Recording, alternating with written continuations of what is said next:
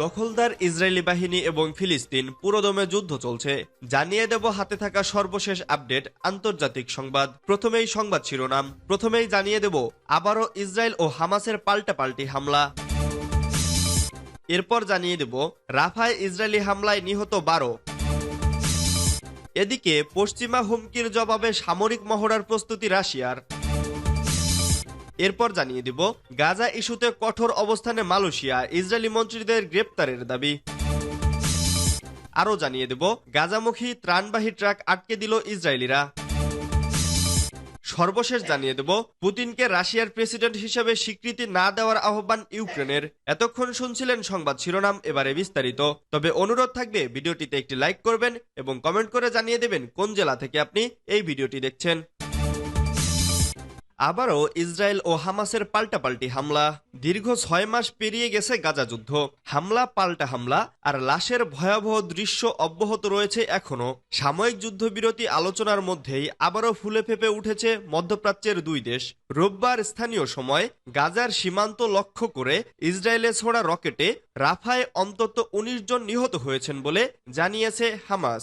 ইসরায়েলের দাবি, আগে হামাসের দিক থেকেই আক্রমণ এসেছে, আত্মরক্ষার্থেই পাল্টা হামলা চালিয়েছে তারা।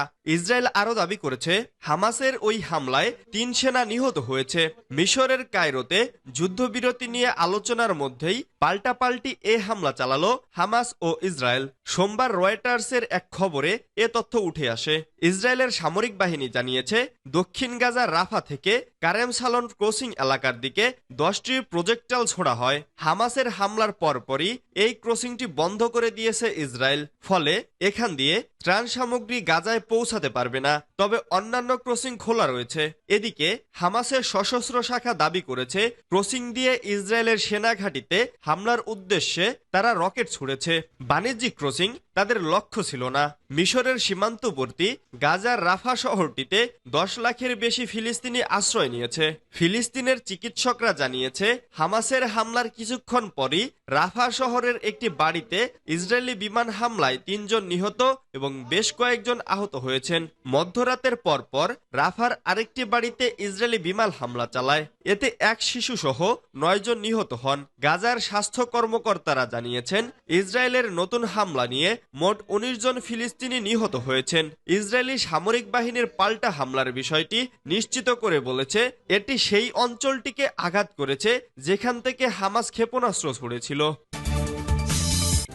রাফায় ইসরায়েলি হামলায় নিহত 12। ফিলিস্তিনের দক্ষিণাঞ্চলীয় রাফা শহরে ইসরায়েলি হামলায় অন্তত 12 জন নিহত হয়েছে। স্থানীয় হাসপাতাল সূত্রে একথা জানা গেছে। মঙ্গলবার কাতার ভিত্তিক সংবাদ মাধ্যম আল জাজিরার এক প্রতিবেদনে এ তথ্য জানানো হয়েছে।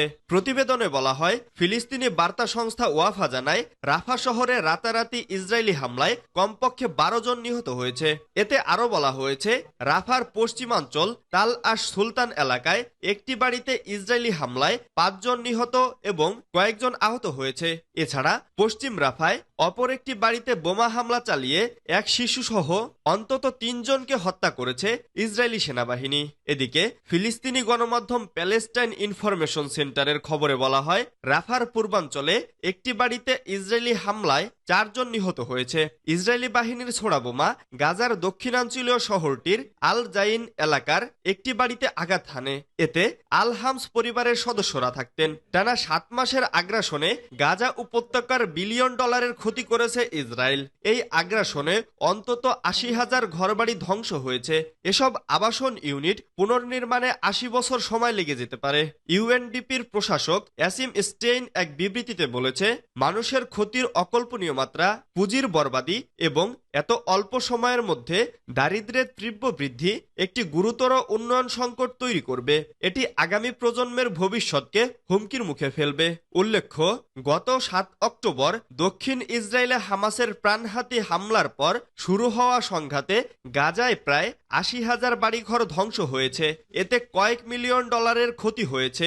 এছাড়াও ইসরায়েলি হামলায় নিহত হয়েছেন অন্তত 34,735 জন ফিলিস্তিনি। খবর আল জাজিরার। পশ্চিমা হুমকির জবাবে সামরিক মহড়ার প্রস্তুতি রাশিয়ার। যুক্তরাষ্ট্র সহ পশ্চিমা দেশগুলোর বিভিন্ন উস্কানি ও হুমকির জবাবে পারমাণবিক অস্ত্রের মহড়ার ঘোষণা দিয়েছে রাশিয়া। সোমবার এক বিবৃতিতে এ তথ্য দিয়েছে রুশ প্রতিরক্ষা মন্ত্রণালয়। রাশিয়ার বিমান ও নৌবাহিনীর যৌথ উদ্যোগে দেশটির দক্ষিণ সামরিক অঞ্চলে বিভিন্ন ভারী ক্ষেপণাস্ত্র খুব দ্রুতই মহড়ার জন্য প্রস্তুত করা হচ্ছে বলে জানিয়েছে রুশ প্রতিরক্ষা মন্ত্রণালয়। এ খবর দিয়েছে তুর্কি সংবাদ সংস্থা আনাদোলু। খবরে বলা হয়েছে রুশ প্রেসিডেন্ট ভ্লাদিমির পুতিন সরাসরি এই মহড়া শুরুর অনুমোদন করেছেন। প্রতিরক্ষা মন্ত্রণালয়ের বিবৃতিতে বলা হয়েছে মস্কোর যুদ্ধ মিশন বাস্তবায়নে অকৌশলগত পারমাণবিক প্রস্তুতির বৃদ্ধির লক্ষ্যে এই মহড়ার প্রস্তুতি নিচ্ছে রাশিয়া। প্রতিরক্ষা মন্ত্রণালয়ের বিবৃতিতে বরাবর অকৌশলগত পারমাণবিক প্রস্তুতির কথা উল্লেখ করা হয়েছে, অর্থাৎ যুদ্ধের ময়দানে কৌশলগত নয় এমন পারমাণবিক অস্ত্র মোতায়েন ও এর ব্যবহারের প্রস্তুতি নিতেই এই মহড়ার প্রস্তুতি নিচ্ছে রুশ সামরিক বাহিনী। এতে ক্ষেপণাস্ত্র বিষয়ক দক্ষিণাঞ্চলীয় সামরিক বিভাগ ও নৌবাহিনী অংশ নেবে বলেও জানানো হয়েছে।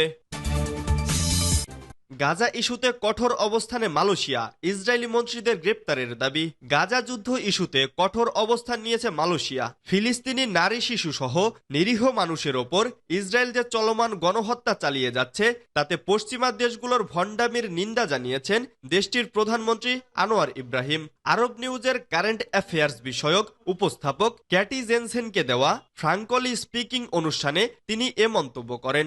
গত সপ্তাহে ওয়ার্ল্ড ইকোনমিক ফোরামে বিশেষ বৈঠকে যোগ দেন তিনি। তারই এক ফাঁকে তার সাক্ষাৎকার নেন জেনসেন। এতে আনোয়ার ইব্রাহিম বলেন, গাজায় গণহত্যা বন্ধে ব্যর্থতা থেকে উগ্রপন্থা বৃদ্ধি পাবে। আমরা বলছি এই গণহত্যা অবশ্যই বন্ধ করতে হবে। পশ্চিমা কিছু দেশ এই গণহত্যার বিষয়টি প্রত্যাখ্যান করে ভণ্ডামির পরিচয় দিচ্ছে। হত্যা করা হচ্ছে নারী শিশু সহ নিরীহ মানুষকে। তিনি আরো বলেন, আপনার রাজনৈতিক অবস্থান যাই হোক না কেন, আমি মনে করি এই সময় মানুষের সঙ্গে যে কোনো অমানবিক বর্বরতা চালানো হচ্ছে তার নিন্দা জানাই। গাজামুখী ত্রাণবাহী ট্রাক আটকে দিল ইসরায়েলিরা। গাজায় টানা যুদ্ধের কারণে খেয়ে না খেয়ে বহু ফিলিস্তিনিকে দিন কাটাতে হচ্ছে।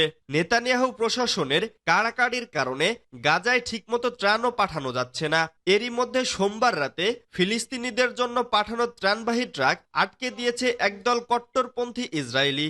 সোশ্যাল মিডিয়ায় ছড়িয়ে পড়া ভিডিওটিতে দেখা যাচ্ছে ট্রাক থামিয়ে স্লোগান দিচ্ছে তারা। এমনকি ট্রাক থেকে খাবার তুলে নিয়ে রাস্তায় ছুঁড়ে ফেলা হচ্ছে। ইসরায়েলি গণমাধ্যম বরাত দিয়ে আল জাজিরা জানায়, অধিকৃত পশ্চিম তীরের একটি মহাসড়ক অবরোধ করে বিক্ষোভ করছে প্রায় ডজনখানেক চরমপন্থী ইসরায়েলি। ওই মহাসড়ক দিয়ে গাজায় ত্রাণবাহী ট্রাক নিয়ে যাওয়া হচ্ছিল। ইসরায়েলি সম্প্রচার মাধ্যম কান যে ফুটেজ প্রকাশ করেছে তাতে দেখা যায় পুলিশ বিক্ষোভকারীদের থামানোর চেষ্টা করছে। জানা গেছে জাভনাইম গ্রুপের সদস্যরা এই বিক্ষোভ করেছে। ভিডিও ফুটেজে দেখা যায় সোমবার রাতে ওই ইসরায়েলিরা ট্রাকের সামনে স্লোগান দিচ্ছে এবং ইসরায়েলি পতাকা দোলাচ্ছে। ওয়াই নেট নিউজ আউটলেট জানিয়েছে বিক্ষোভকারীরা ট্রাক থামিয়ে খাবার ও অন্যান্য ত্রাণ সামগ্রী হাতে তুলে নেয়। পরে সেগুলো রাস্তায় ছুঁড়ে ফেলে তারা। পুতিনকে রাশিয়ার প্রেসিডেন্ট হিসেবে স্বীকৃতি না দেওয়ার আহ্বান ইউক্রেনের। পরবর্তী প্রেসিডেন্ট পদে মঙ্গলবার শপথ নিতে যাচ্ছেন ভ্লাদিমির পুতিন। এরই মধ্যে রাশিয়ার প্রেসিডেন্ট হিসেবে পুতিনকে স্বীকৃতি দিতে অস্বীকৃতি জানিয়েছে ইউক্রেন। তারা জানিয়েছে ভ্লাদিমির পুতিনকে রাশিয়ার প্রেসিডেন্ট হিসেবে স্বীকৃতি দেওয়ার জন্য কোনো আইনি ভিত্তি নেই। রোববার 6 মে ইউক্রেনের পররাষ্ট্র মন্ত্রণালয়ের এক বিবৃতিতে এ তথ্য নিশ্চিত করেছে। বিবৃতিতে বলা হয়েছে ভ্লাদিমির পুতিনের বিরুদ্ধে আন্তর্জাতিক অপরাধ আদালতে গ্রেপ্তারি পরোয়ানা জারি রয়েছে। এছাড়া ইউক্রেনের বিরুদ্ধে অন্যায়ভাবে আক্রমণ চালাচ্ছে পুতিনের নির্দেশে এবং তার অধীনে নির্বাচন সম্পূর্ণ অবৈধ হয়েছে। এর ফলে বৈধ প্রেসিডেন্ট হিসেবে পুতিনকে স্বীকৃতি দেওয়ার কোনো আইনি ভিত্তি নেই।